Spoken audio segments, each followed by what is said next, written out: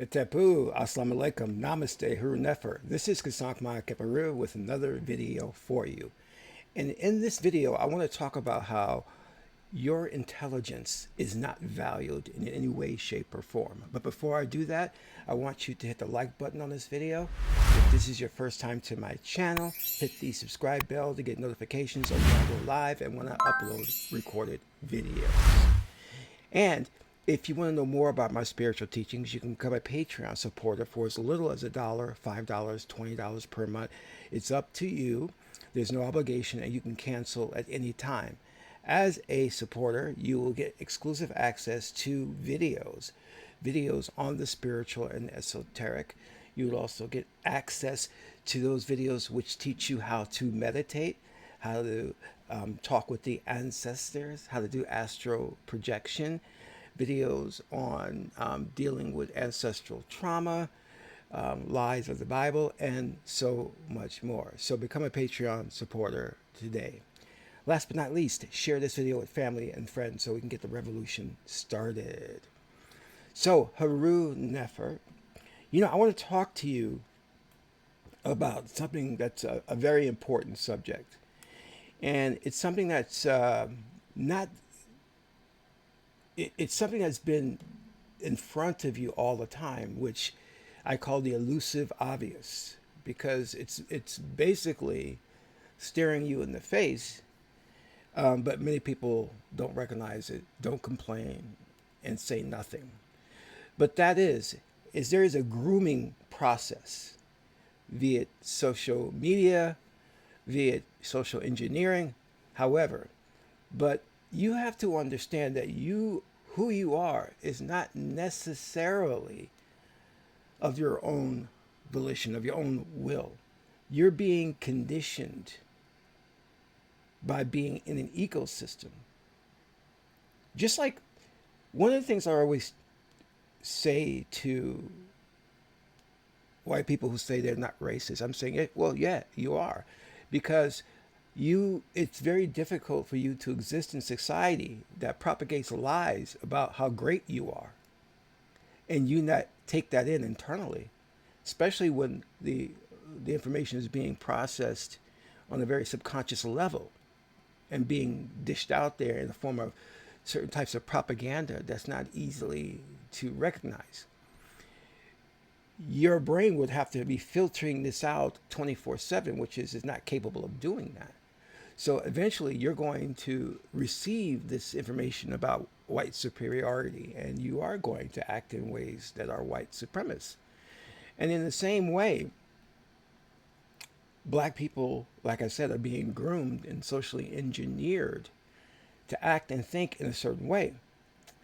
Well, what is this way?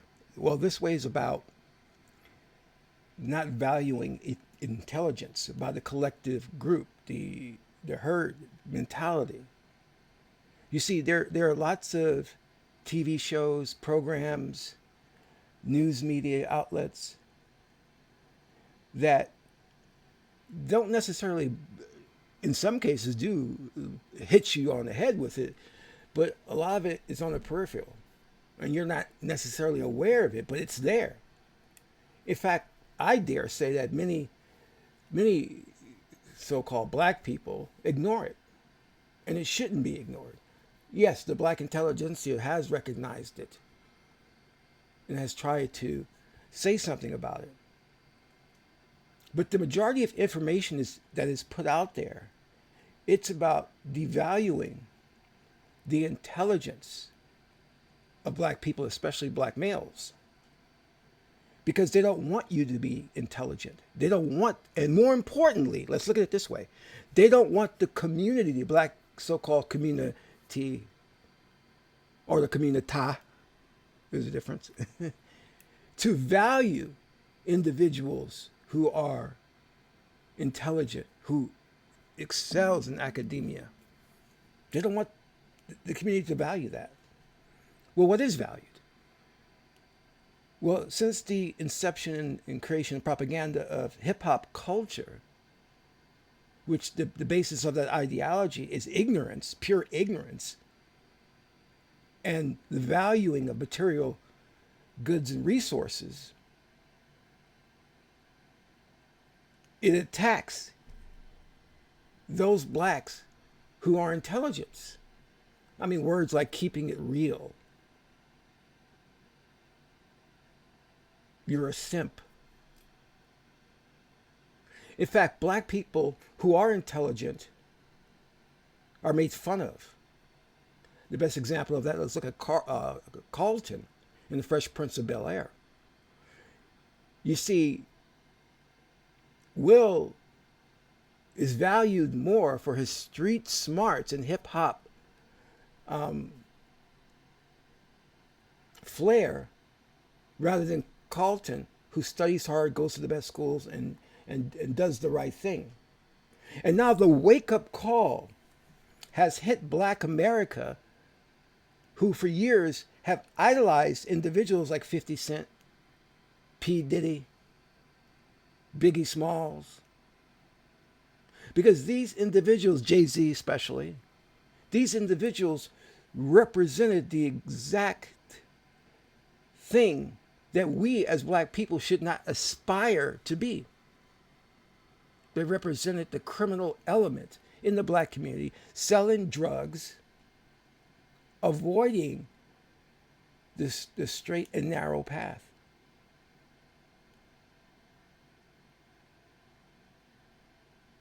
But not just that, because if it was all about them avoiding that path,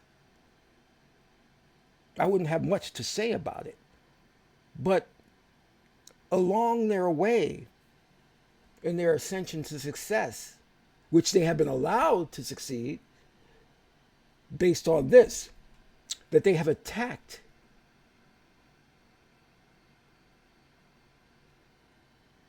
the blacks in our community that strive for intelligence, that strive to do the right thing, strive to stay out of the prison industrial complex.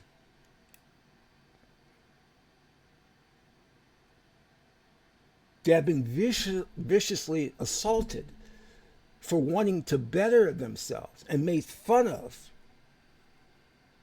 Because you see, the white oligarchy has put together a social engineering system based on it creating this ecosystem, or what we can call the fishbowl effect, to where the water in the fishbowl is polluted. So everywhere you turn, this is how so-called subliminal seduction works. Everywhere you turn, there's a consistency in the message. Intelligent black men are not the pick of the litter. And this conditioning especially hit hard with black women, because black women are conditioned to not see intelligent black men as the prize. In fact, black women call them, what do they call them? The lames. They're lame. Educated lames. Isn't that something? Isn't that something? Educated lames. So, in so much so, who do the aristocrats, we call them, the black female aristocrats, pick as mates? You would figure a woman like a Whitney Houston, who on her level, elitist level, could marry a CEO of a corporation, be it white or black, could marry a captain of industry, could marry a billionaire. But who does she pick?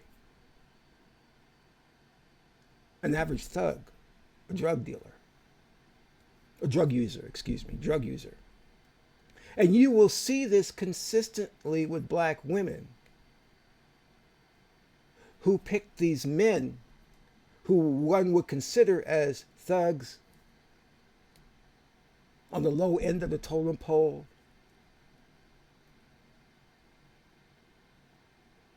instead of picking the top echelon.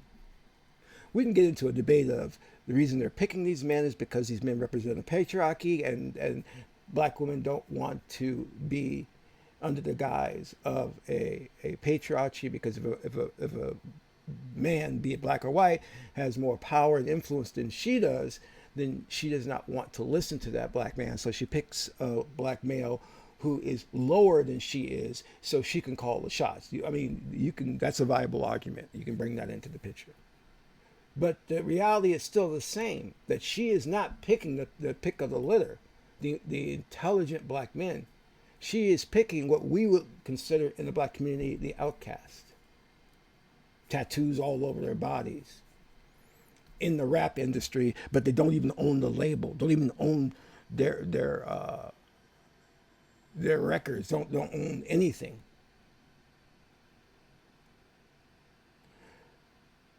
And what we see again and again and again is this attack on black males who are trying to excel in the world. And what do they get for studying hard, trying to build an enterprise? They don't get.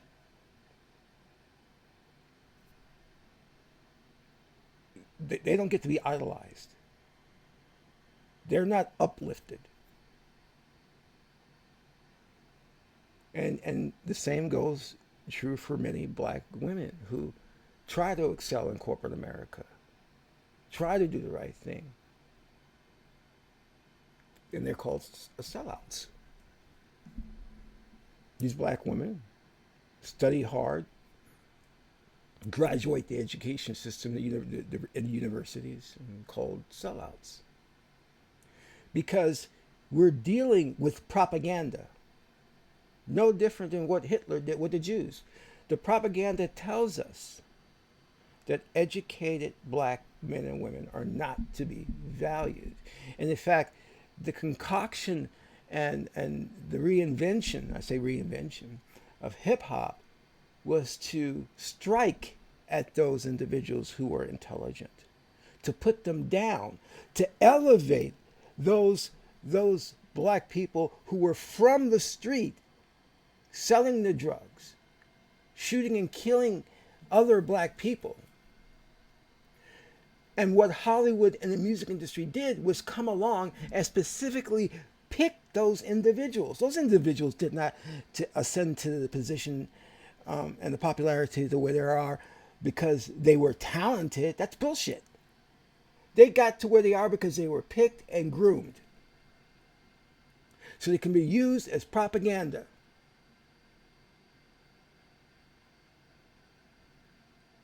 They were the lowest of the low, picked to represent what black people should be about. Well, you shouldn't be about education. You shouldn't study anthropology. You shouldn't study Egyptology. You should aspire, and this is being said not blatantly, but like I said, the elusive obvious. You should aspire to be a rapper. You should aspire to be in music.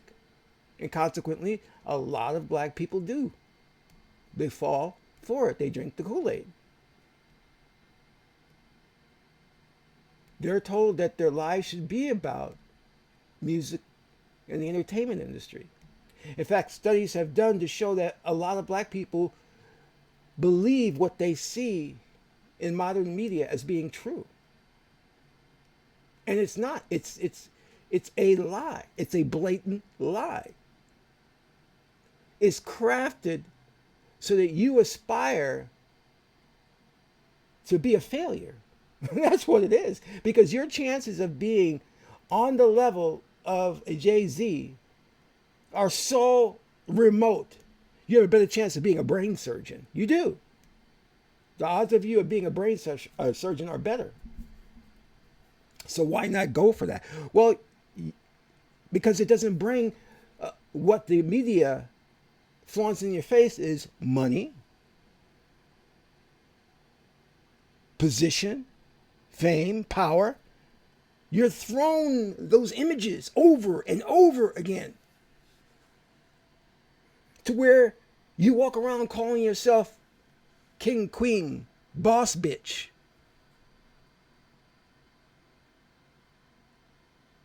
That only exists in the black community. White surgeons are not going around calling themselves boss men and women. They're not doing that. Heads of CEO companies that build satellites, launch people into space, not calling themselves a boss bitch or a king. Yes, this has become part of the black lexicon.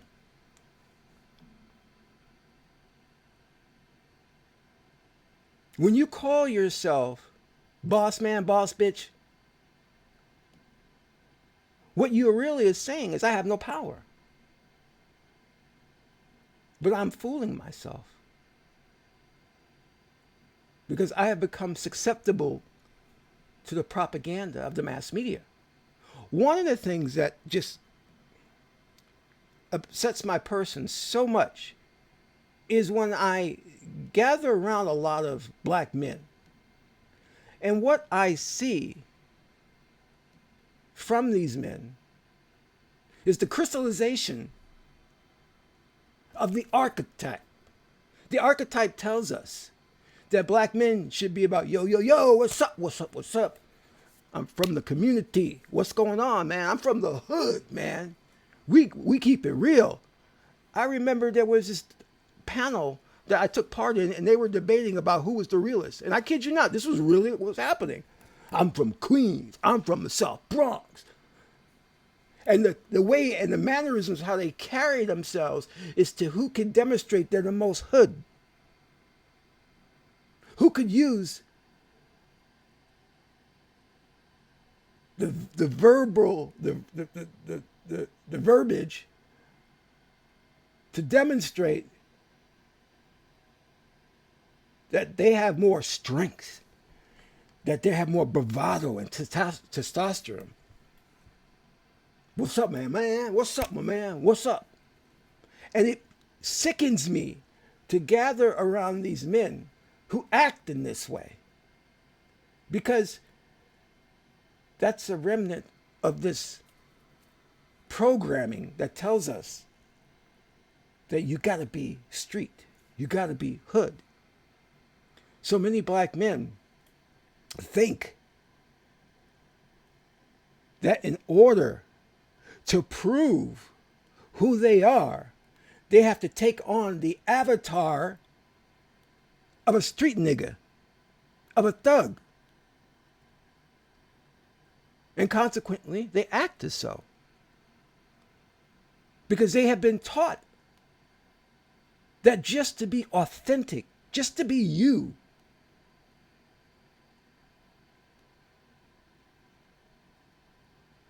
is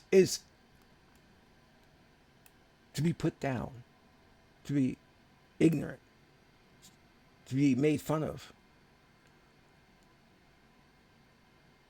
So we carry on. We get the beards, we get the chains, we wear the name brands, and we walk around, with our chest out, trying to be all hard. And we do here's what we really do. We do the mean mugging, and it's unnecessary. You may see the apes in the animal kingdom doing it, but they're animals. We're humans. We're God men and God women. We don't need to do that. Why? Because we have been programmed. And that's what we are. We're programs, like in the Matrix. We're nothing but programs. To emulate what we believe is success, which is street culture.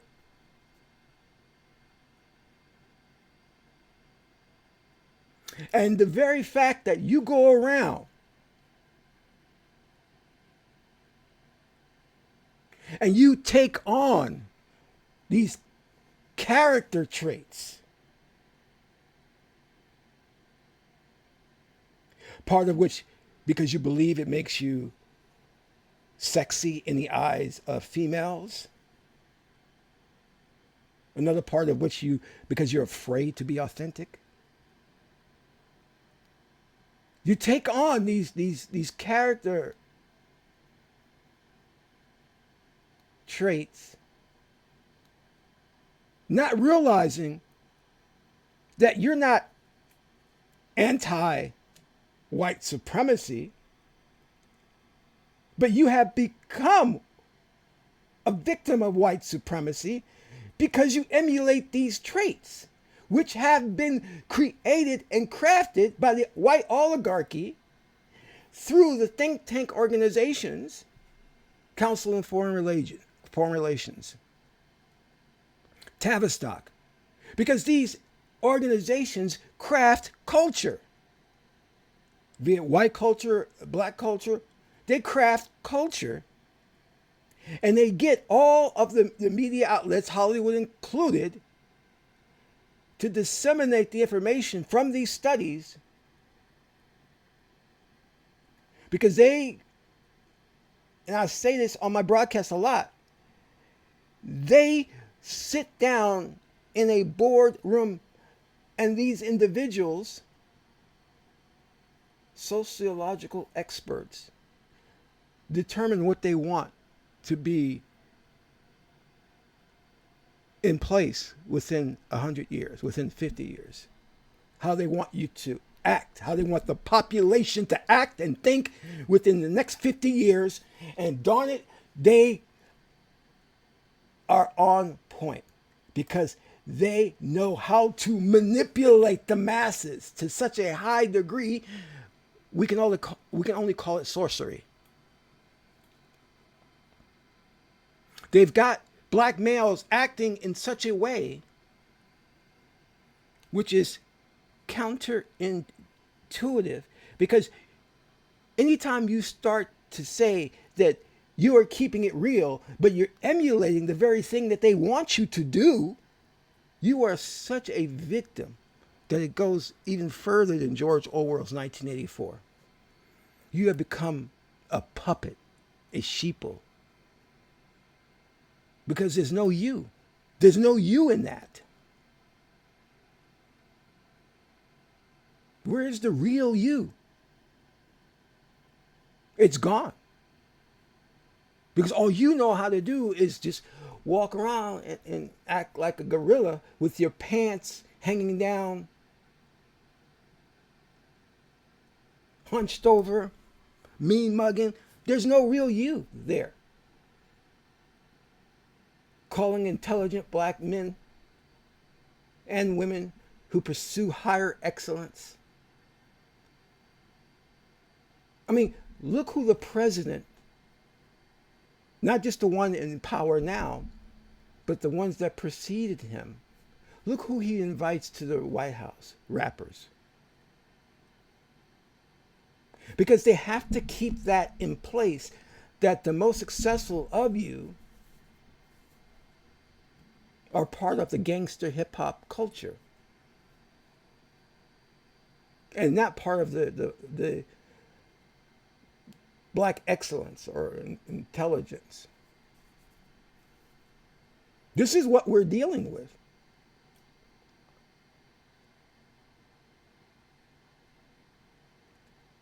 And black men don't want to admit it, and black women don't want to admit it, that the women go for the men who have swag.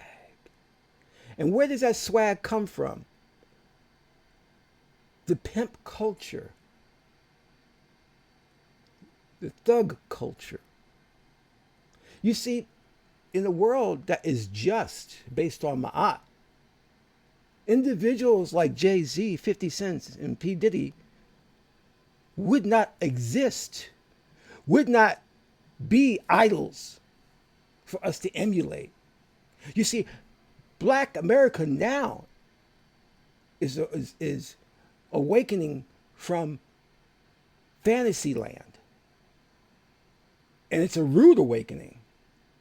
You see, because once they idolize this man called Jay-Z, especially this man called P. Diddy, now realizing He was part of an Illuminati culture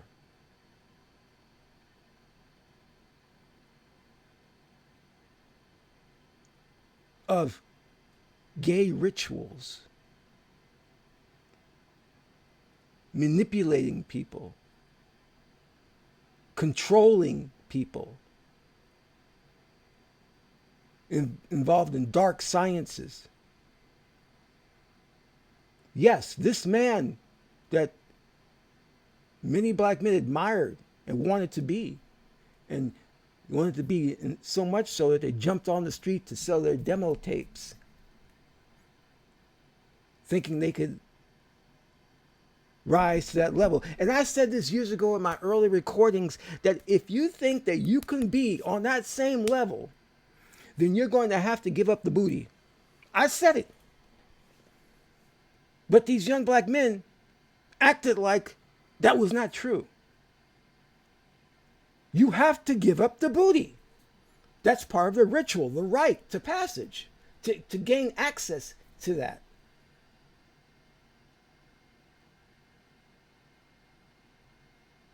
And I'm going to tell you, for you filmmakers as well, there's a lot of pedophiles in the industry.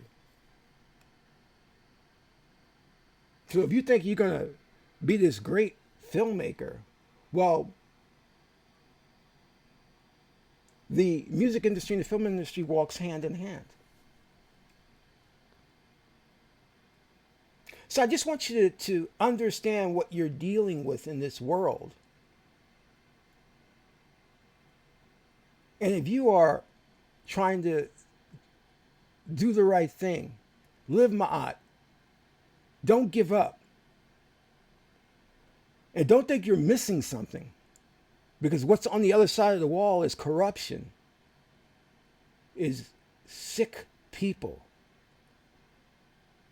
Very sick people. We're now asking, from this whole P. Diddy thing, why didn't many people in the industry speak out about what P. Diddy was doing? Why didn't J-Lo say something? Because they're evil people and they went along with it. That's why. And now what we should have happening was the names of individuals who participated in this. Because P. Diddy did not act alone. He's just a pawn in a much bigger, sick system.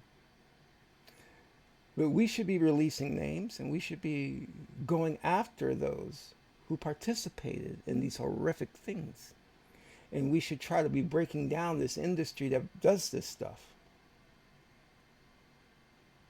Because it's sick. It's satanic. I want to thank you for listening to this message. And I hope it hits you hard and kind of enlightens you and brings some understanding. This is Qesankh, son of Ma'at and Tahuti. Until my next video, Amen Ra.